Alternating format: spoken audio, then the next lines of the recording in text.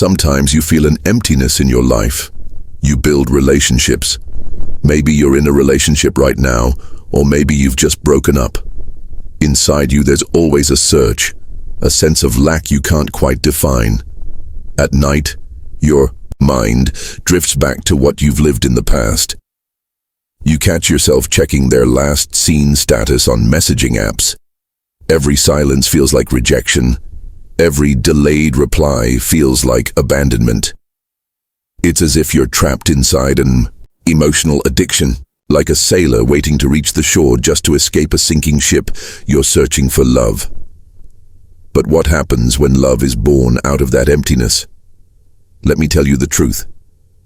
You attract what you are, not what you want. Carl Jung expressed this with brutal honesty. Until you make the unconscious conscious, it will direct your life and you will call it fate. Do you know what this means? If you don't heal that feeling of lack inside you, if you don't face that inner void, you'll keep attracting relationships that only reinforce it. You'll believe every person who enters your life can complete you, can save you, and inevitably when they disappoint you, you'll suffer even more. This is a self-destructive cycle, and worse, you don't even realize you're the one keeping it alive. But dear strong mind, let's break this cycle together. Pause for a moment and think. How has your love story unfolded? Have you been searching for relationships to complete you or to share wholeness with?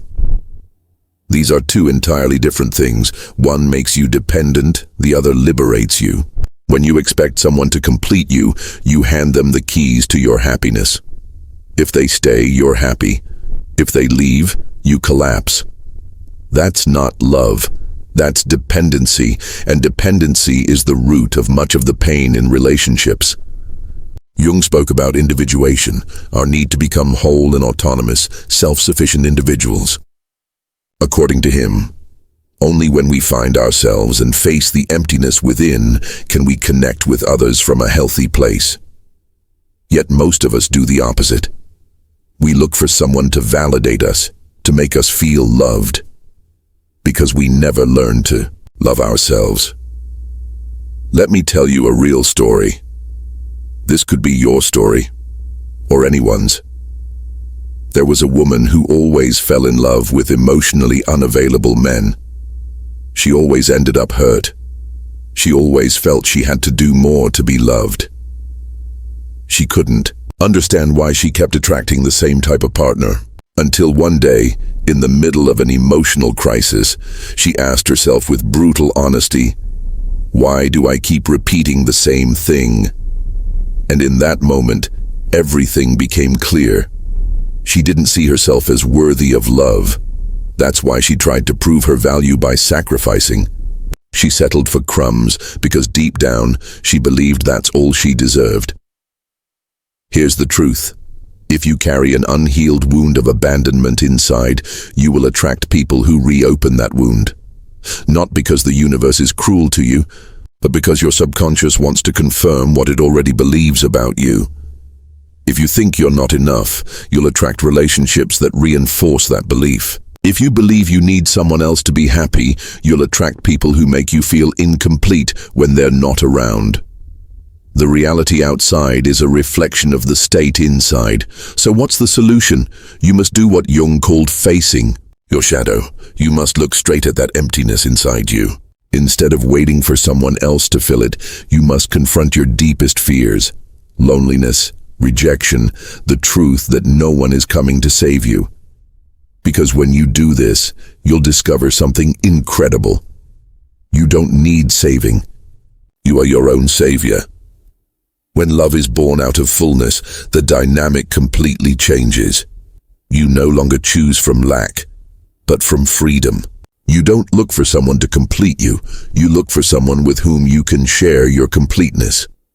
And once you reach that state, the kind of people you attract will change too. You'll stop falling into the trap of unbalanced relationships. You'll stop chasing the unavailable, because you no longer need external validation. And when true love comes, it won't be built on need, but on choice. Two whole people deciding to walk together, not because they need each other, but because they choose each other. This is where many people get stuck. They want to attract healthy love, but keep moving from a place of lack. They keep looking outside for something they can only find inside. And here's where the second key point comes in. Even if you understand that love built on need will destroy you, there's something stronger that keeps you stuck in that dynamic. The energy of desperation, that hidden anxiety that sabotages your love life without you even realizing it. And in the next step, I'll explain why this energy is your greatest enemy and how it pushes away exactly what you want. Why does the energy of need push away what you desire? Let me tell you right now. But I know you have a strong mind, so I'm asking you to like this video and subscribe. As a strong mind, this helps us keep creating content that makes you even stronger. Did you like it? Did you subscribe? Then let's move forward with full force. When you live in lack, your energy becomes a magnet for relationships that reflect that very lack. This isn't mystical. It's a deep psychological reality. Jung taught us that what we repress, we project. If all you have inside is emptiness, you'll attract people who reinforce that emptiness. Think of someone who never feels enough. Even as a child, they learned they had to do something extraordinary to be loved. Get good grades, be agreeable, be the perfect person for others. They grew up with the idea that love isn't given just for existing, but must be earned. So when they meet someone, they do the impossible to be loved. They adapt to the other person's wishes. They ignore their own needs. They swallow their discomfort and settle for crumbs, all just to avoid losing the other person. This is what Jung called the shadow, the parts of ourselves we reject or deny. And the desperate need for love is born from an unintegrated shadow. Because deep down, what you seek in others is what you've never given yourself. How can you attract healthy love when inside you is anxiety, fear, and desperation? You can't. The energy of need repels. It's like a cracked cup. No matter how much water you pour in, it never fills. This is the paradox of attraction. Look around. The people with more options, who are more desired, who radiate confidence, these are not the ones begging for love. They are the ones at peace with themselves. And here's the big paradox. Love doesn't come when you need it. It comes when you no longer need it. Because at that point you stop vibrating from lack and start attracting from fullness. Think about it. What do you think happens when you approach someone with desperation, with fear of abandonment, with urgency to fill your emptiness? You suffocate them, overwhelm them, scare them. And if by some chance they stay, it's either out of pity or out of their own need. That creates a bond based not on love but on dependency. It's a destructive cycle. Need has its own unique scent. It's not just in words. It shows in every gesture, every look, every uncomfortable silence. Impatience when they don't reply instantly. Anxiety when they don't mirror your excitement, the feeling you'll fall apart without them. And all this does is push away what you want. Let me give you a real example. The desperation cycle. Think of someone who just got out of a relationship. Their fear of being alone is so great, they immediately start looking for someone new to fill the void. They start texting multiple people. They scroll social media. They cling to even the smallest sign of interest. In their mind, they think they're looking for love, but in reality, they're running from themselves. And what they find isn't love. It's a mirror of their own desperation. Other people who are also searching for something missing inside, but can't fill it with someone else. At first, everything seems fine. There's excitement, constant messaging, connection. But slowly, the neediness starts to show. They demand more attention, more presence. They interpret every silence as rejection. And sooner or later, the other person pulls away, because the weight of that neediness is too heavy to carry. And the cycle begins again. The key question is this: how do you break this cycle? Getting out of need, stepping out of lack, is not easy, because your mind has been programmed for years to convince you that you are not enough without someone else. But this is an illusion. The only way to break it is to face your own emptiness, to spend time with yourself without distractions, to stop using relationships as an escape, to ask yourself with brutal honesty, what am I running from by desperately searching for love in others? Which part of myself am I ignoring? It's uncomfortable, it's hard, but it's the only way to start attracting what you truly want. Because if you don't heal, you'll keep repeating the same pattern with different people, and deep down, you already know this. This is where one of Jung's core concepts comes in: individuation. Individuation is the process of integrating all parts of yourself, even the parts you've rejected, and accepting that you don't need anyone else to complete you, because you are already whole. And once you reach this point, the love you attract changes completely. You no longer pull it from need, but from abundance. You don't look for someone to complete you. You look for someone to share your wholeness with. Here's the key point. If you are not a whole individual, if you haven't gone through this process, the love you attract will always be a reflection of your brokenness, the trap of incompleteness. Since childhood, we've been sold the idea of a soulmate. We've been taught to believe someone will come along to complete us, that love is about finding that special person who will make us feel whole. But this is a deadly trap, because it's based on the assumption that we are incomplete. And when you believe you're not enough, you'll cling to any relationship that makes you feel that way, even if it's just an illusion. The problem is, in this desperate search for external wholeness, you sacrifice yourself. You adapt. You mold yourself. You fit into the expectations of the other person. And without realizing it, you give up your reality, your authenticity, all for the need to be loved.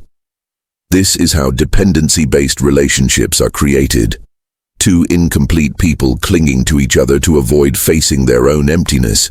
Jung taught us that true love can only exist between whole individuals.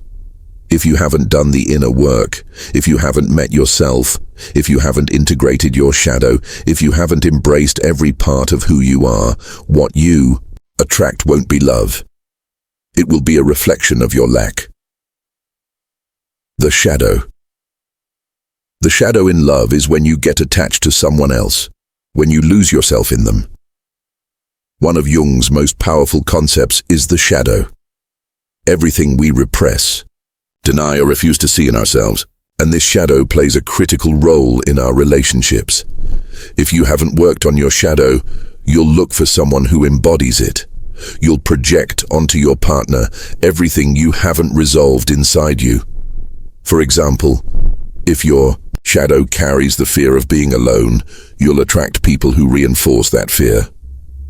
If your shadow carries the feeling of not being enough, you'll end up with someone who constantly makes you feel inadequate. And so, without realizing it, you'll keep repeating the same story with different characters. The key to overcoming this is observation. Ask yourself, what are the repeated cycles in my relationships? What types of people do I tend to attract? And what do they teach me about my own inner state? What are my biggest fears in love, and how are they shaping my choices? When you analyze your story from this perspective, you begin to see connections you never noticed before. You realize the problem was never the other person. It was the energy you radiated and what you allowed. The love you received has always been a reflection of the love you gave yourself. Love is not something you chase. Love is not something you find in someone else. Love is something you create within yourself, and as a result, it manifests in your life in the right way. If you feel incomplete and look for someone to fill you, you'll attract relationships that confirm that void. But if you feel whole, you'll attract people who reflect that fullness. This is where the concepts of vibration and resonance come in. People don't meet by accident. They attract each other because they're vibrating on the same frequency. If you want to attract conscious love, you must first become a conscious person.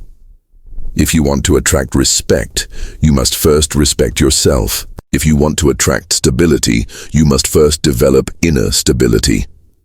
This is the inner work that transforms your life. True transformation happens when you stop focusing on the ideal partner and start focusing on becoming the best version of yourself. How do you do that? Let me tell you in 6 high-value steps. Heal emotional wounds. Face and process the pain you carry inside. Make peace with your past and free yourself from the emotional baggage that shaped you. Reprogram beliefs about love. Identify the limiting thoughts you hold about relationships and replace them with a healthier, balanced vision. Practice self-love. Learn to give yourself what you've always expected from others. Treat yourself with the same compassion and care you wish to receive from a partner.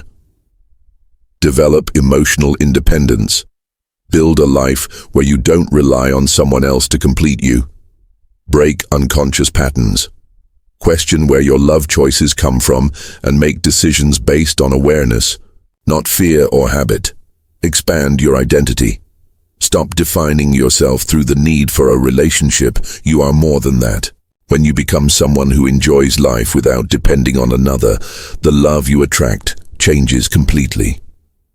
When you do this inner work, the love that enters your life is a reflection of that transformation. It no longer comes from lack or fear. It comes from a conscious choice. It's no longer a desperate need, but a connection that doesn't take away from you, only adds. The bottom line is, you are worthy. You deserve conscious love. If there's only one thing I want you to remember from all this, it's this. You are worthy. Not because someone says so, not because a relationship confirms it. You already are. Unconditionally. You've grown. You've learned. You've suffered and you've healed. You've had moments of self-doubt, of feeling inadequate, of believing love had to be earned. But I want you to remember this. Right here, right now, you don't need to beg for neediness. You don't need to settle for less. You don't need to beg for attention. You are love. And when you understand this in the deepest part of your being, the love you attract will reflect that truth. Don't doubt yourself. Don't doubt what you deserve. And if you ever feel yourself faltering, come back here.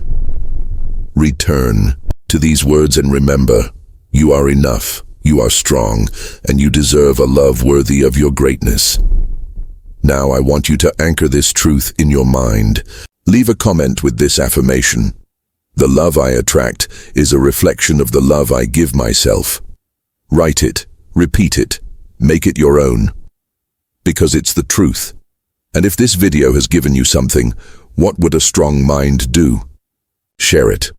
Liking is free, and it helps us keep creating content. And if you haven't yet, subscribe to keep learning how to let go, to grow, and to become emotionally stronger.